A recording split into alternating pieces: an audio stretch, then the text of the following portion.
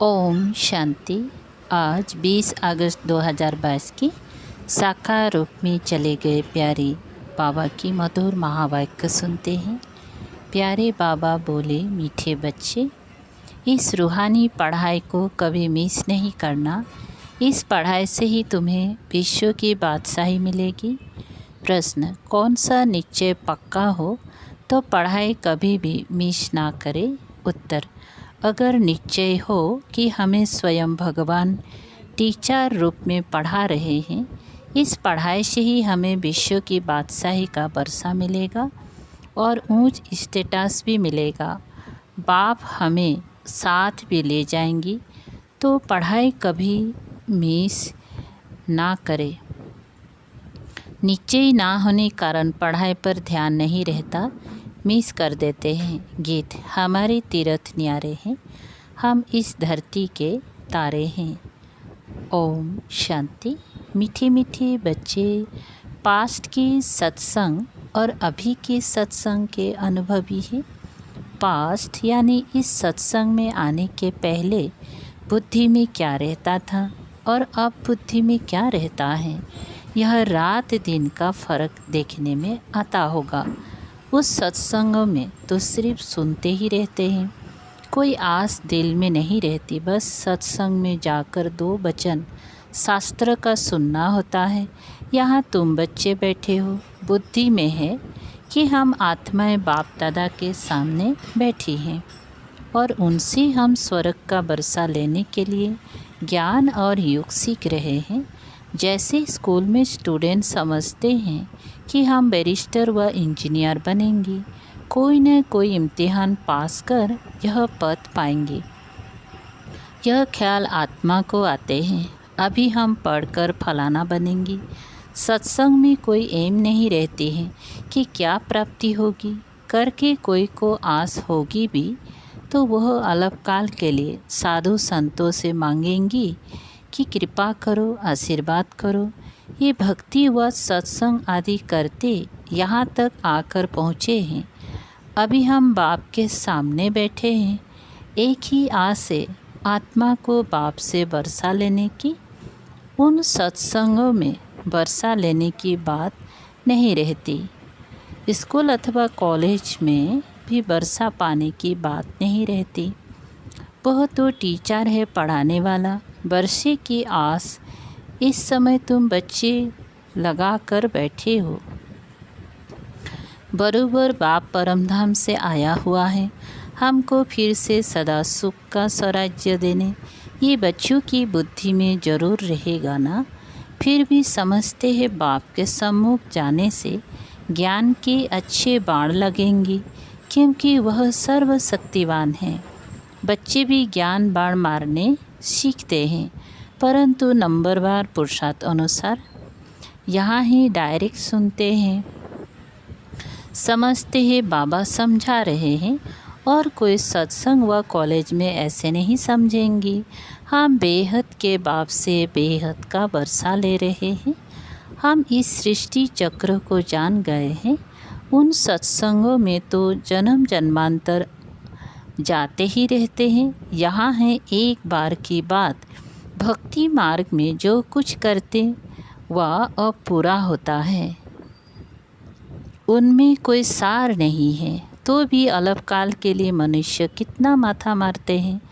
तुम बच्चों की बुद्धि में रहता है, हमको बाबा पढ़ा रहे हैं। बाबा ही बुद्धि में याद आएगा और अपनी गंवाए हुए राजधानी याद आएगा। अपनी गंवाए हुई राजधानी याद आ जाएगी।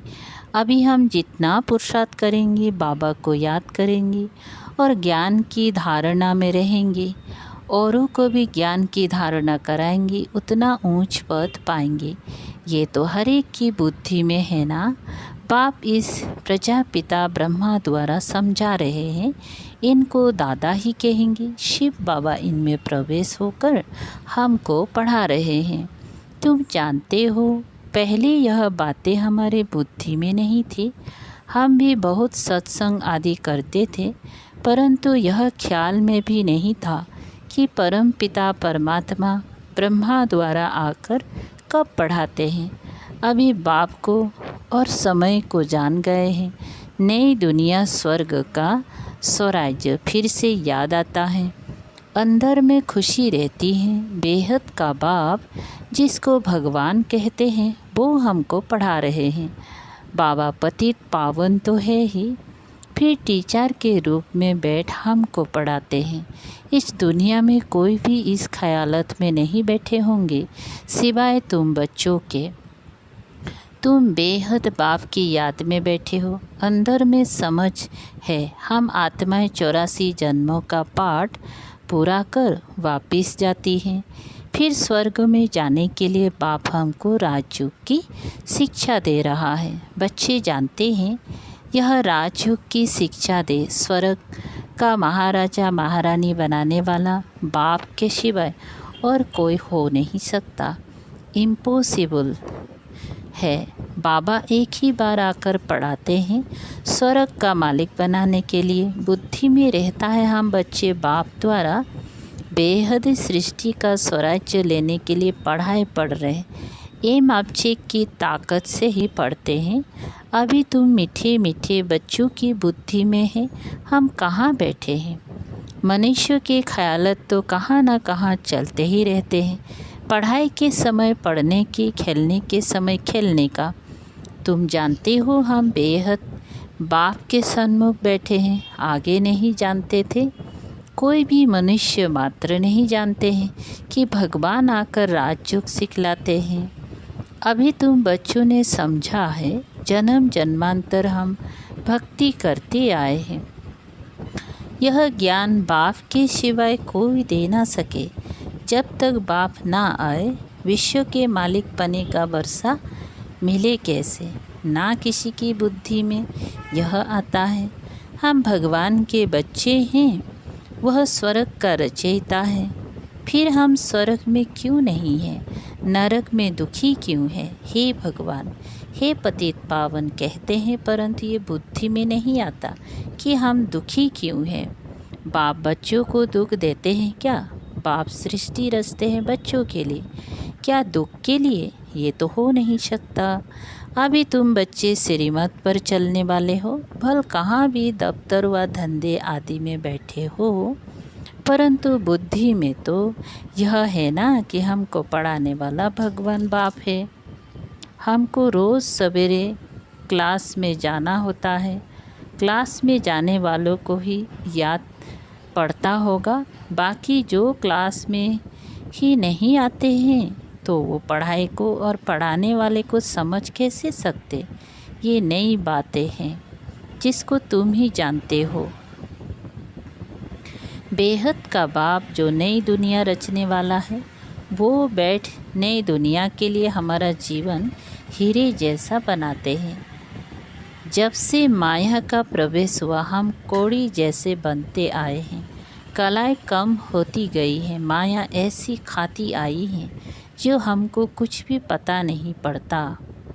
नहीं, कुछ भी पता नहीं पड़ा। अभी बाप ने आकर बच्चों को जगाया अज्ञान नींद से। वह नींद नहीं, अज्ञान नींद में सोए पड़े थे। ज्ञान तो ज्ञान सागर ही देते हैं और कोई दे नहीं सकते। एक ही हमारा वेलवेट मोस्ट बाप ज्ञान का सागर पतित पावन दे सकते हैं। अब बच्चे जान गए हैं। इस युक्ति से बाप हमको पावन बना रहे हैं, पुकारते भी हैं, हे पतित पावन बाबा आओ। परंतु समझते नहीं हैं कि कैसे आकर पावन बनाएंगे। सिर्फ पतित पावन कहते रहने से तो पावन नहीं बनेंगे, नहीं बन जाएंगी। तुम जानती हो कि इस समय सब पतित भ्रष्टाचारी हैं। जो भ्रष्टाचार से पैदा होते हैं वह कर्तव्य भी ऐसा करेंगे। यह बेहद का बाप बैठ समझाते हैं। तुम यहाँ सन्मुख बैठकर सुनते हो तो तुम्हारी बुद्धि का योग बाप के साथ रहता है। फिर कुसुम तरफ जाते हैं, बहुतों से मिलते करते हैं, वातावरण सुनते हैं तो जो सन्मुख की अवस्था रहती है वो अवस्था बदल जाती है। यहाँ तो सन्मुख बैठे हैं, स्वयं ज्ञान का सागर परम पिता परमात्मा बैठ ज्ञान का बाण मारते हैं। इसीलिए मधुबन की महिमा है, गाते भी हैं ना, मधुबन में मुरली बजे। मुरली तो बहुत स्थानों पर बजती है, परंतु यहाँ सन्मुख बैठकर समझाते हैं और बच्चों को सावधानी भी देते हैं। बच्चे खबरदार रहना, कोई उल्टा सुल्टा संग नहीं करना। लोग तुमको उल्टी बातें सुनाकर डराए, इस पढ़ाई से ही छुड़ा देंगे। संग तारे कुसंग बोरे, यहाँ है सत बाप का संग। तुम प्रतिज्ञा भी करते हो कि हम एक से ही सुनेंगे, एक का ही फरमान मानेंगे।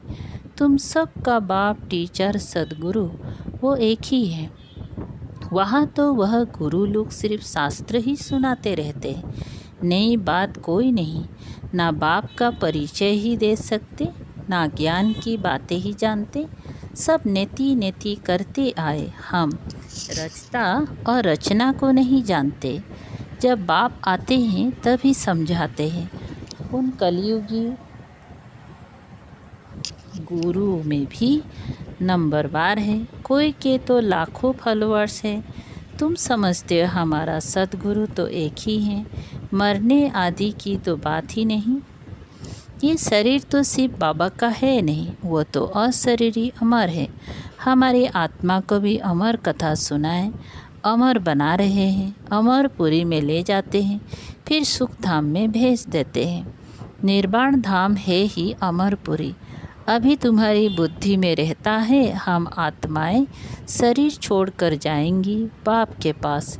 फिर जिसने जितना पुरुषार्थ किया होगा उस अनुसार पद पाएंगे। क्लास ट्रांसफ़र होता है, हमारी पढ़ाई का पद इस मृत्यु लोक में नहीं मिलता। यह मृत्यु लोक फिर अमर लोक बन जाएगा। अब तुमको स्मृति आई है कि हमने सतयुग त्रेता में 21 जन्म राज्य किया, फिर द्वापर कलयुग में आए। अब यह है हमारा अंतिम जन्म, फिर हम वापस जाएंगे भाया मुक्ति धाम होकर, फिर सुख धाम में आएंगे। बाप बच्चों को कितना रिफ्रेश करते हैं। आत्मा समझती है कि हम 84 के चक्र में आते हैं। परमात्मा कहते हैं मैं इस चक्र में नहीं आता हूँ, मुझ में इस सृष्टि चक्र का ज्ञान है। यह तुम जानते हो कि पतित पावन बेहद का बाप है, तो वो बेहद को ही पावन करने वाला होगा ना। कोई मनुष्य बेहद का बाप हो ना सके, वो बेहद का बाप एक ही है। तुम जानते हो हम आत्माएं वहाँ की रहने वाली हैं, वहाँ से फिर शरीर में आते हैं। पहले पहले कौन आया पाठ बजाने, ये तुम समझते हो। हम आत्माएं निराकारी दुनिया से आई हैं पाठ बजाने। इस समय तुम बच्चों को नॉलेज मिली है कैसे नंबरवार हर एक धर्म वाले अपने पाठ अनुसार आते हैं। इसको अविनाशी ड्रामा कहा जाता है। यह किसकी बुद्धि में नहीं है। हम बेहद ड्रामा के एक्टर हैं, ना बेहद की हिस्ट्री ज्योग्राफी को, ना अपने जन्म को ही जानते हैं। बाबा तुमको कितना रिफ्रेश करते हैं पुरुषार्थ अनुसार। कोई तो बड़ी खुशी में रहते हैं, बाबा हमको सत्य ज्ञान सुना रहे हैं, और कोई मनुष्य मात्र ये ज्ञान दे नहीं सकते। इसीलिए इसको अज्ञान अंधेरा कहा जाता है। अभी तुम जानते हो हम अज्ञान अंधेरे में कैसे आए, फिर ज्ञान सोझेरे में कैसे जाना है, यह भी नंबरवार समझ सकते हैं। घोर अंधियारा और घोर सोझरा किसको कहा जाता है, ये अक्षर बेहद से लगता है। आधा कल्प रात आधा कल्प दिन, वह समझो सांझ और सवेरा, ये बेहद की बात है। बाबा आकर सभी शास्त्र का सार समझाते हैं। यह जो दान पुण्य करते हैं, शास्त्र पढ़ते हैं, उससे तो अलग काल का सुख मिलता है। बाप कहते हैं मैं इनसे नहीं मिलता हूँ, जो मैं विश्व का मालिक उन्हों को बनाऊँ। यह भी समझते हो कि सब विश्व के मालिक बन नहीं सकते। मालिक वो बनते हैं जिन्हों को बाप पढ़ाते हैं, वही राजयोग सीख रहे हैं।